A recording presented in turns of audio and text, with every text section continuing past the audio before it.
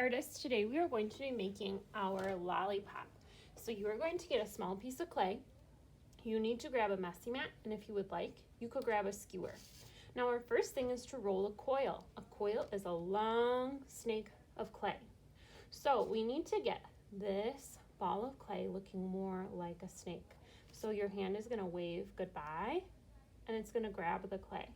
All right, wave goodbye and grab the clay. I'm going to do that with both hands, and you can see it's starting to look like a snake.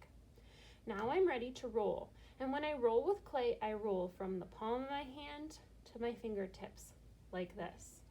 So I'm going to roll out a snake of clay. Sometimes it helps if you roll on your table instead of the messy mat.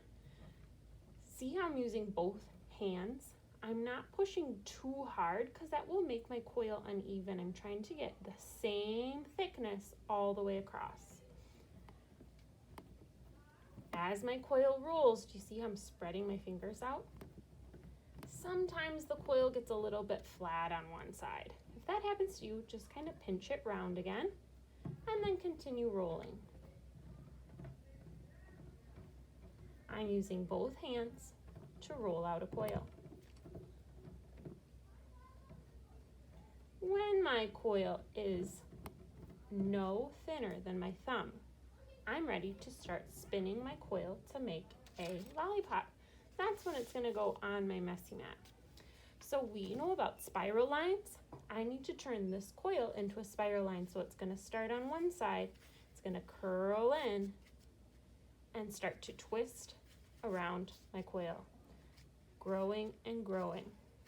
As I spin, I use my hands to kind of press it together. I'm not squeezing so hard that I can't see my pretty coil spiral design, but I'm pressing so that the coils, they stick together. Spin and squeeze, spin and squeeze. Oh, it looks awesome. All right, from here, I need to smooth out that end, and I need to smooth one side or the other. You can decide, do I want to smooth this side or that side?